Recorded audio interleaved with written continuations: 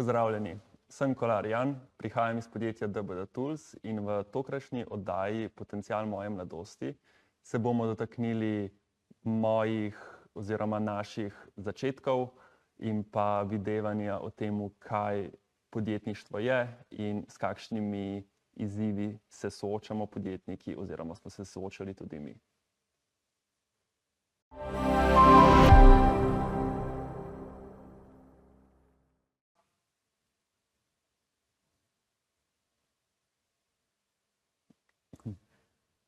Drage gledalke, spoštovani gledalci, dobrodošli v še eni oddaji Potencial moje mladosti. Danes mi je veselje in v čast, da se je na moje povabilo odzval en res zanimiv gost z zelo zanimivo zgodbo, tako da komaj čakam, da vam predstavim gospoda Jana Kolarja iz podjetja, solastnika podjetja DBD Tools. Jan, a sem pravilno te predstavil, izgovoril? Ja, vse pravilno. Dobro. Mi je tudi všeč, da je bil presledek med Jan in Kolar, da ne bom slučajno Janko. Namreč pred snemanjem so se malo za hec, malo za res ena anekdota pogovarjala, da v hitri izgovorjavi tvojega imena in priimka zna kdaj priti namesto Jana Janko, ne. Tako da, evo, to sva razrešila. Super. Ampak DBD Tools, kaj pa ta kratica recimo sploh pomeni ali ima kakšen pomen v ozadju? In predvsem nas zanima, seveda z nestrpnostjo pričakujemo, da boš povedal ozadje vaših začetkov. DBD Tools ime je pravzaprav prišlo iz tega, ker nismo vedeli, kakšno ime dati. In v bistvu sega v začetek, pravzaprav kako se je naše podjetje, oziroma takrat še ni bil podjetje, ampak projekt, kako se je začel. Eden izmed, kot si omenil, imam še dva soustanovitelja, Aleksandra in Samota.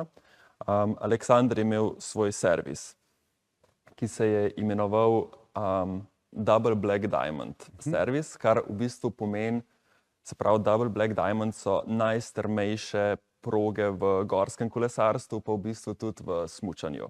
In Aleksandr in Samo oba sta strastna gorska kolesarja, tako da je potem Aleksandr imel za svoj servis takšno ime. Iz tam se pa pravzaprav potem, ker je on, se pravi, servisiral kolesa in ker so električna kolesa postala čedalje več jih je bilo na trgu, se je pojavila potreba po dvigovanju teh koles. Ker če si predstavljamo, električno kolo tehta 20-25 kilogramov in če moraš ti to z eno roko dvigati, zato da ga v stojalo upneš, to zahteva veliko moči, pa če ti servisiraš 10 takih koles na dan, je to kar velik napor. Se pravi, čisto iz neke praktične potrebe. Ja. In seveda, kot mogoče naš background, vsi trije smo inženirji in smo bili skupaj na strojnem faksu. Inženirski pristop k taki težavi je, bom jaz naredil nekaj, da mi ne bo treba dvigovati koles na roke, ne. In tako smo prišli na idejo za naš prvi produkt, ki je pa električno stojalo za servisiranje koles. Na tisti točki takrat še nismo vedeli, da bo to, da bi iz tega naredili podjetje ali karkoli takega, ampak čisto pravzaprav za Aleksandra, da bo uporabljal v njegovi... Svoji delavnici. Ja, v svoji delavnici. Seveda pa potem, ko začneš razvijati, ugotoviš, da si naredil dober produkt, pa da bi ga mogoče še kdo kupil. In takrat smo se odločili, da gremo mogoče v to podjetniško pot. To se mi zdi en tak fundament nekega tega ustvarjalnega podjetništva, ne. Najdeš neko potrebo na trgu, realno, niti ne na trgu, dejansko v nekem procesu, ne. Jo z nekim izdelkom, procesom, storitvijo nekako zaflikaš to luknjo na trgu, potem pa vidiš dejansko potencial in iz tega se lahko razprede neka večja stvar, ne. Oziroma, kot si sam še lepše povedal, začelo se je to kot nek projekt. Iz projekta je pa danes to dejansko neko popolnoma funkcionalno podjetje z nekim tržno pozicijo in seveda ambicijami za naprej. Mogoče nam malo samo razložiš, kako to izgleda, ta proces od začetka ideje, pa ko razvijaš prototip, pa ta gap potem do tega, da dejansko ti prideš do marketa, da lahko to prodaš na trgu. To je zelo zanimiv proces, ne? Ja, zanimiv proces, tudi običajno dlje časa traja, kot si predstavljamo, ker vse to skupaj se je začelo približno 5 let nazaj, ampak da smo mi prišli do produkta, ki ga damo pa lahko na trg, je pa trajalo približno 2 leti. Zato, ker dejstvo je, da ko si neizkušen, se moraš ogromno stvari naučiti, ogromno stvari testirati. In pa seveda, ker imaš zraven tudi še redno službo, ker to niti nisem na tisti točki, niti ni nekaj, od česar bi lahko živel. To pomeni, da delaš za vikende, popoldneve in je cel ta proces precej dolgo traja. Je pa definitivno ključen trenutek takrat, ko ti probaš prvič to prodati. To je tisto prvo stojalo, je še vedno, se mi zdi, najbolj nervozen si takrat, zato ker ti mora nekdo nakazati recimo 2000 evrov za to, da na tvoj račun, za to, da bo on to kupil. Se pravi, ta proces do takrat traja zelo dolg in je zelo veliko nekega prototipiranja in poznih, dolgih noči. Zdaj, dve stvari med tem, ko mi to razlagaš, sta mi prišle na misel. Eno je, da ste vsi trije nekako inženirskega backgrounda. Jaz sem tudi, kljub temu, da delam z raznolikimi podjetji karierno, precej sodeloval z nekimi tehnično profiliranimi podjetji in posledično ljudmi. Tako da mi je zanimiv ta nekako kontrast razmišljanja med nekomu, ki je mogoče malo bolj ustvarjalno, kreativen in tehničen. Recimo tehnični kadri, če greva tako malo na stereotipe, so ponovadi zelo praktično, pragmatično usmerjeni v reševanje neke, bom rekel, situacije. Po drugi strani pa mogoče pogosto malo pozabijo na ta marketinško-prodajni sentiment in del, ki pa je tudi ključen za trg. Drugo pa je, kar si rekel, da ti nekdo dejansko v tistem trenutku nakaže tistih, pa naj bo to 1000, 2000, 500 ali karkoli x evrov. Večje, ko je ta znesek, večje zaupanje je potrebno predhodno zgraditi. Tako da podjetništvo jaz vedno rečem, da je neka transakcija zaupanja tudi med ljudmi. Pa začnemo pri prvem delu. Kako gledaš na to, da ste vsi bolj nekako, dajmo reči, tehnični tipi ljudi in kako ste premostili to, da danes prodajate na trgu? Ja, smo vsi trije, bom rekel, po izobrazbi inženirji, ampak se mi zdi, da se pa profili nas kot ljudi precej razlikujejo. Od nas treh sem jaz definitivno najmanj tehničen. Sta Aleksandar in Samo, ki sta v bistvu zaslužna za celoten razvoj vseh naših produktov, konec koncev, sploh pa tega na začetku, sta ona začela to kot nek, bom rekel, passion project. Potem, ko pa sta tudi ona dva prepoznala neko priložnost tukaj, sta pa še mene vključila, ker sem pa po zaključenem študiju strojništva se nadaljeval na ekonomski fakulteti in je bilo tako, bom rekel, naivno smo rekli, ona dva razvijata, jaz pa prodajam. Tako smo zastavili naše podjetje. Tako da, ja, iz tega vidika se mi zdi, da se lepo dopolnjujemo, ker ja, jaz imam mogoče tehniško izobrazbo, ampak se na dnevnem nivoju nisem toliko navdušen nad razvojem. Je pa res, da mi pa ta izobrazba nudi zelo dober vpogled vseeno v razvojne procese in boljše razumevanje problemov, s katerimi se pa mogoče razvojniki soočajo. Absolutno. Se mi zdi to fundament tega sodelovanja, kolaboracije, razumevanja po eni strani kupca, stranke kot takega in tudi razvoja. Si v bistvu praktično kot nek most med tem povpraševanjem in razvojem.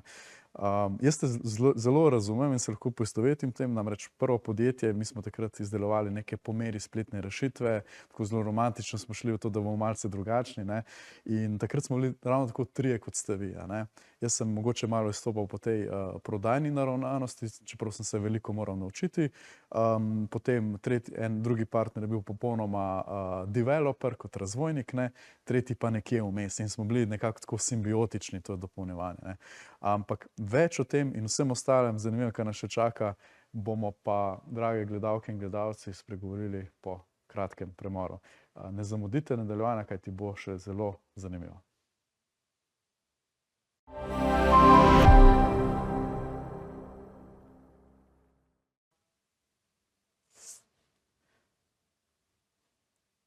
Dobrodošli nazaj v drugem delu tokratne oddaje Potencial moje mladosti.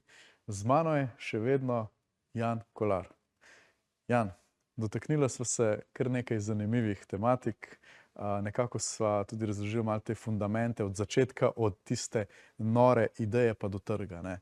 Zanima me, kje pa se danes nahajate z vašim podjetjem, ne? Trije ste, razvijate, ti skrbiš malo tudi za ta komercialno-poslovni del. Kaj so tisti trgi, ki so se vam odprli, kje se še vidite v prihodnosti? Pod črto, kakšni so načrti? Mi trenutno prodajamo na celotnem evropskem trgu. Delamo predvsem z distributerji, torej imamo partnerje v vsaki državi, kjer oni naprej tržijo naše produkte. To se je za nas izkazalo to, ker je vseeno evropski trg zelo raznolik od države do države in je težko pokrivati, sploh kot majhna ekipa, vse te trge, je veliko boljše najti partnerja, ki ima že vzpostavljeno prodajno mrežo, da on preko svoje prodajne mreže naprej prodaja naše produkte. Smo pa z začetkom letošnjega leta poleg električnega stojala dodali še nov produkt, ki je pa naprava za vtekavanje bremz, kar pomeni, ko serviser zamenja bremzne ploščice, jih mora načeloma vteči. Se pravi, to pomeni, da se material iz bremzne ploščice prenese na disk in tako bo zavora boljš prijela, dlje časa bo zdržala, pa tudi ne bo škripala, kar se lahko drugače pojavi. Tako da smo spet naslovili neko nov problem, ki ga imajo serviserji koles. Predstavljam si, da ko si enkrat v tej industriji že nekaj časa, se itak pogovarjaš na trgu s kupci, s partnerji, distributerji in hitro opaziš neke nove priložnosti. In verjamem, da imate na obzoru mogoče že kakšno naslednjo stvar, ne? Ja. Ampak konec koncev pa realnost podjetništva tudi ta, da imamo vsi omejeno število ur, ki so na voljo, dni, konec koncev tudi energije. Pa me zdaj zanima, recimo, kako se ti fokusiraš na te stvari in jaz iz mojih izkušenj v prvih letih sploh je bilo podjetništvo, moram reči, pač iskreno neko veliko odrekanje, ne. Veliko dela v popoldanskih, večernih terminih, kdaj tudi premalo spanca, kakšni vikendi delovni, ko je kdo šel raj kam na sončka ali pa mogoče kakšen petek zvečer namesto žurke z vrstniki, ne, mogoče kakšno planiranje, strategija, no. Zdaj sicer malo to plastično opisujem, ampak kako si ti to doživljal in kako ti uravnavaš nekako svoje stvari na urniku? Kako skrbiš za to ravnovesje v svojem življenju?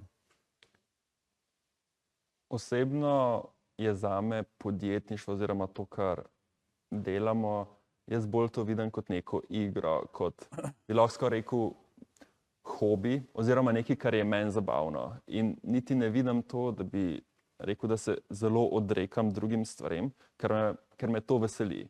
Kar ne pomeni, da ne delaš veliko, pa da si utrujen, pa da se mogoče odrekaš nekaterim stvarem. Ampak če te enkrat podjetništvo potegne vase, se mi zdi, da se obkrožajo z ljudmi, ki podobno razmišljajo. In potem tudi morda večerno druženje v petek ni žurka, ampak je lahko druženje v krogu podobno mislečih, kar je še vedno druženje in se lahko pogovarjaš ali v podjetništvu, ali v ciljih, ali v osebnostni rasti, kaj so stvari, ki jih moraš naprej narediti. Tako da jaz iskreno ne vidim tega kot neko trpljenje. Sploh če pogledam od daleč, seveda pa v tistem trenutku definitivno ni lahko. Mislim, je ogromno enih stvari, ki jih delaš, ki jih z največjim veseljem ne bi delal. Veva oba, da je to tako, ne. Mi je zanimiv in všečen tvoj pristop k temu, ne. V bistvu nekako sva se tudi pred snemanjem pogovarjali o temu, ali dela nekdo nekaj iz strasti ali zgolj iz neke pragmatičnosti, potenciala, zaslužka na trgu. In nekako sva se oba približno, se mi zdi, strinjala, da je pot mogoče prava nekje vmes, ne. Kajti če delaš nekaj izključno iz tega, da boš stvari po domače povem prodal na trgu, kaj hitro pride mogoče do zasičenosti. Po drugi strani, če je vedno samo neka strast, jaz sem spoznal veliko nadobudnih mladih podjetnikov ali mladih po srcu, ki so se zaljubili pretirano v svojo idejo, ne. In potem, ko to preveč vidiš kot svojega otroka, težko se mu odrečeš tudi, ko mogoče tega potenciala ni, a ne.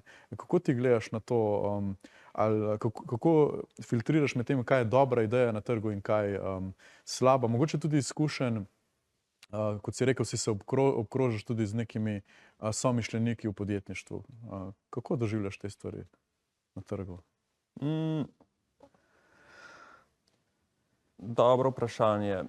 Se mi zdi, da ko si v začetku, ko začneš razmišljati o podjetniški poti, se ni preveč dobro preveč o teh stvareh spraševati, zato ker v bistvu imaš ogromno neznanja, neizkušenosti, kar pomeni, da itak tudi če narediš neko odločitev, pragmatično odločitev, je vprašanje, če bo ta odločitev prava. Tako da nekdo, ki je na začetku, se mi zdi definitivno pomembno, da proba. Zdaj, kaj se bo iz tega zgodilo, vidiš, ampak bo pa zihar dobra izkušnja. Zdaj pa ne moram reči, da sem zelo izkušen, ampak vem malo več o tem v primerjavi s tem, kar sem vedel. Jaz bi rekel zelo skromno, ne, glede na to, kam ste prišli, ampak... V primerjavi s 5 leti nazaj, bi se to definitivno bolj pragmatično bi o tem razmišljal, kakšna, kar so se tudi prej pogovarjala, katere so dobre industrije, ker moje mnenje, mogoče pragmatično ali pa če, kot sem se pogovarjala, jaz nisem, da bi zdaj rekel, najbolj strasten kolesar ali pa da se vidim do konca življenja v eni branži. Zato se mi zdi, me pa zelo podjetništvo kot biznis, kot ustvarjanje podjetja, ki je finančno stabilno, finančno uspešno, da lahko tudi zagotavljaš dobro delovno okolje za ljudi, ki delajo zate. Zelo pomembno, ja.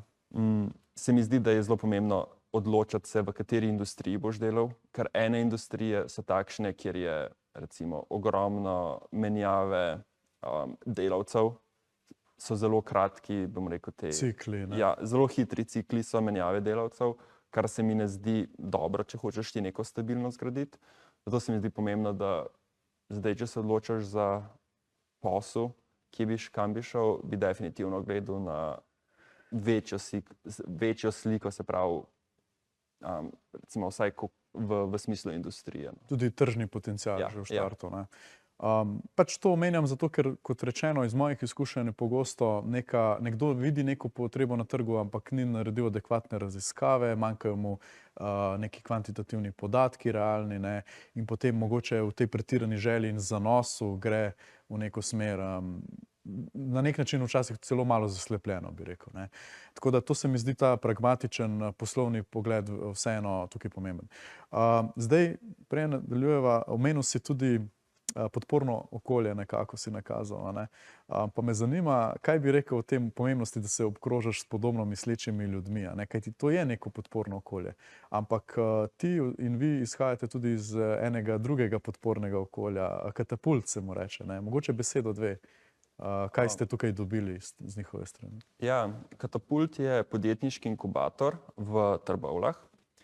In je malo drugačen inkubator od ostalih, ki jih mogoče poznamo v Ljubljani in v okolici, predvsem iz vidika, da oni zelo so usmerjeni na fizične produkte, kar seveda to mi imamo. In smo pravzaprav mi naleteli na Katapult precej pozno, že ko je podjetje 1-2 leti obstajalo, smo iskali novega izvajalca za bom rekel, za šlosarijo, se pravi za neko laserski razrez, varjenje in podobne zadeve. In Katapult je pravzaprav eno izmed teh podjetij tudi imel Katapult Metal. In tako smo se mi spoznali s Katapultom in smo se potem tudi zelo hitro ujeli med sabo, zato ker smo Katapult nudi ogromno nekih, bom rekel, podpornih služb, ki jih mlado podjetje rabi, kakor je administracija, kjer lahko ti najameš osebo za mogoče 10 ur na mesec, zato da ti opravlja administrativne naloge, pri tem pa se lahko ti fokusiraš na tebi se kot podjetniku se ti sprosti čas, da se fokusiraš na, bom rekel, aktivnosti z večjo dodano vrednostjo. Sliši se zanimivo in ta fleksibilnost se mi zdi zelo dobra pot, no, za naprej. Ampak več o tem po kratkem premoru. Dragi gledalci, spoštovani gledalci, vidimo se spet kmalu. Ne zamudite zadnjega, ravno tako zanimivega dela najinega pogovora.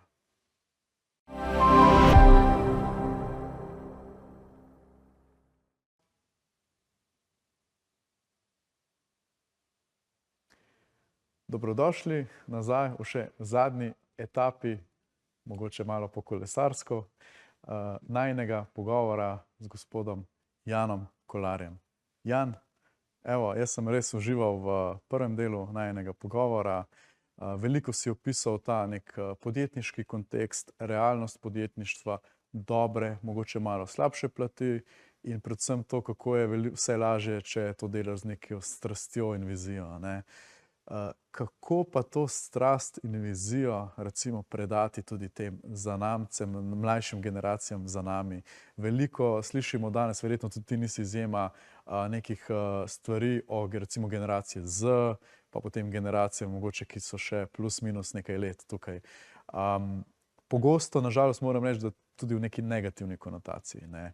Da ni nekih ambicij, delovnih navad, da bi vsi želeli samo čez noč nekaj dobiti, celo obogatiti.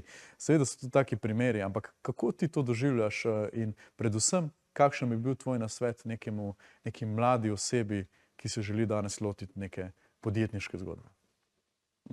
Osebne izkušnje veliko iz vidika trga dela, kako je delati s temi mladimi, nimam, zato ker mi imamo še vse relativno majhno podjetje in nismo recimo zaposlovali.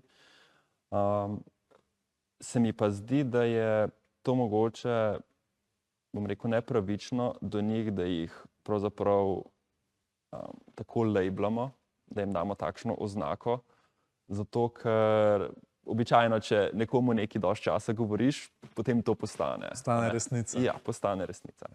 Tako da jaz mislim, da temu ni tako. Je pa res, da, kar so se tudi prej pogovarjala, da vsi mi živimo v nekih bublih, v nekih mehurčkih, ki se obkrožamo z podobno mislečimi ljudmi. In tukaj se mi zdi, da mogoče mlade, ki jih jaz poznam, ne želijo, oziroma bom tako rekel, kdo ne želi obogateti čez noč? Vsak bi si načeloma želel, ampak kdo pa pričakuje, da je pa to realnost, je pa nekaj drugega, ne? In iskreno moje izkušnje z mladimi niso takšne. Je pa res, da je to nek mehurček, kar se mi pa tudi zdi zelo pomembno za mlade, da se obkrožajo z podobno mislečimi. Ja. In kje sem jaz spoznal recimo ogromno podobno mislečih, je ravno na Katapultu, kjer je okolje, kjer pridejo tudi mladi, tudi dijaki in se lotevajo problema na podjetniški način. In tudi sam osebno sem vpleten z enim takim, bom rekel, dijaškim projektom, Super. kjer, no ja, kar se mi pa zdi, da je zelo pogosto težava pri mladih oziroma sploh pri teh, ki so tehnično usmerjeni, ker običajno produkti skoraj vedno pridejo od tehničnih ljudi, je, da se ne znajo lotiti prodaje. Se pravi, oni naredijo to, kar so prej naredila, super produkt, ampak produkt se ne predstavi zaradi tega, ker so, kot si omenil, zaljubljeni v produkt in samo pilijo zadnji 2% tega produkta. So perfekcionisti na svojem področju, ne? Tako je. In nikoli niti ne testirajo trga.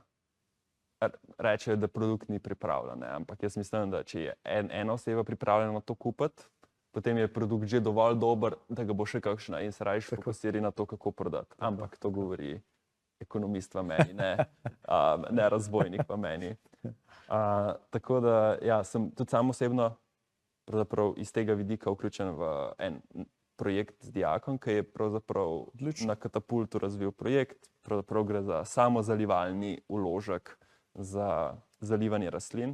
Torej, namesto da zalivaš rastline na pamet, daš ti v lonec vložek, noter nalijaš vodo in rastlina sama črpa vode toliko, kar jo potrebuje. Reče se mu pa tegelc.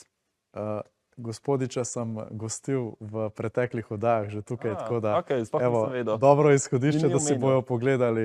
Res je tak nadobuden, strasten in se mi zdi tak prototip tega, kar so mladi danes lahko, ne? In to je generacija Z. Se strinjam, se strinjam. Na neki način deluješ tem procesom kot nek mentor tudi, ne? Mentor in pa tudi odločila sem se, da je to nek najin skupen projekt, kjer bo on skrbel recimo za tehnični del, jaz mogoče bolj za ta prodajni Ja. Vrhunska se mi zdi ta kombinacija. Tudi prej, ko si rekel, da ste trije z različnimi, bom rekel, močmi, preferencami in se lepo dopolnjujete. Ne. Zdaj, veliko so govorili o podjetništvu.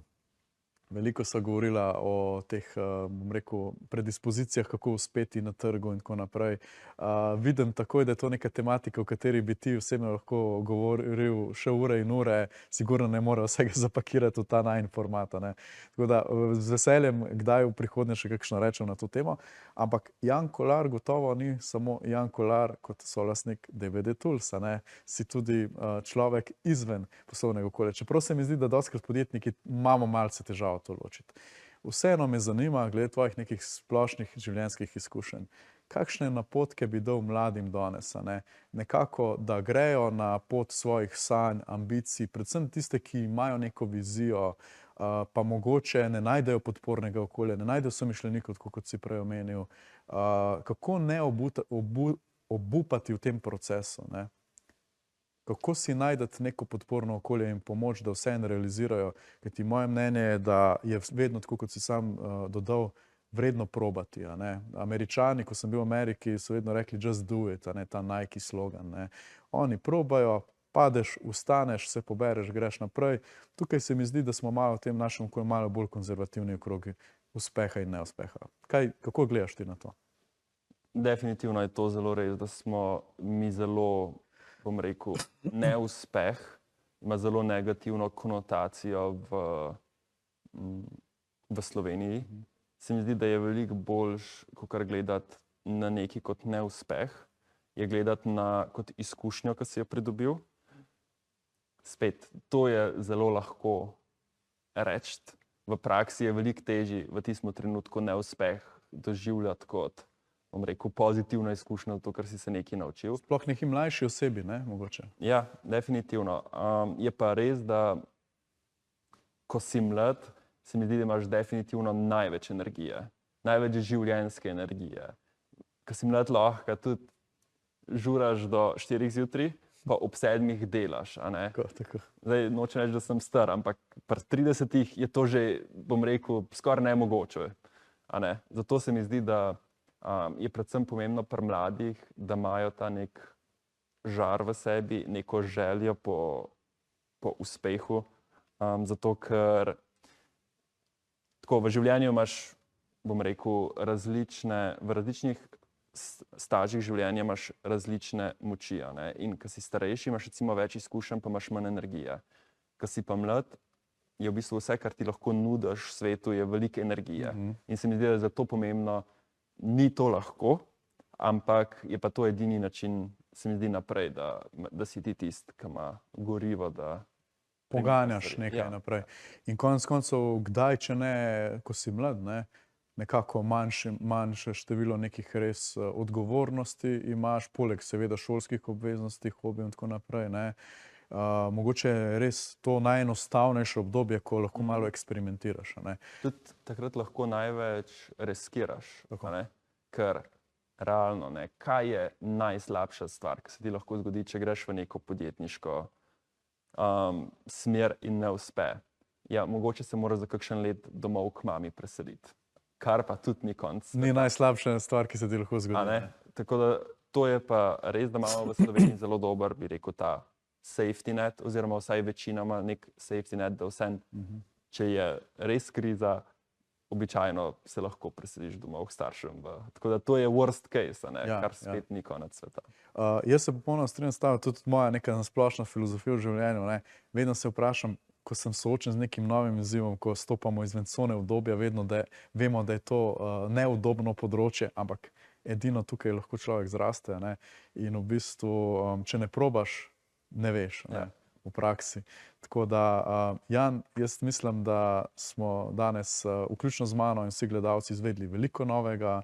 Hvala ti za tvoje življenjske in podjetniške modrosti in mislim, da ta zaključek je bil super iztočnica in motivacija vsem najinim mladim gledalcem. Hvala ti, ker si bil moj gost, pa še kdaj drugič, ne. Hvala vam. Hvala tudi vam, drage gledalke, cenjeni gledalci, in obljubljam vam, da pripravimo še veliko novih zanimivih epizod z zanimivimi gosti. Tako da se spremljamo kmalu ob torkih spet.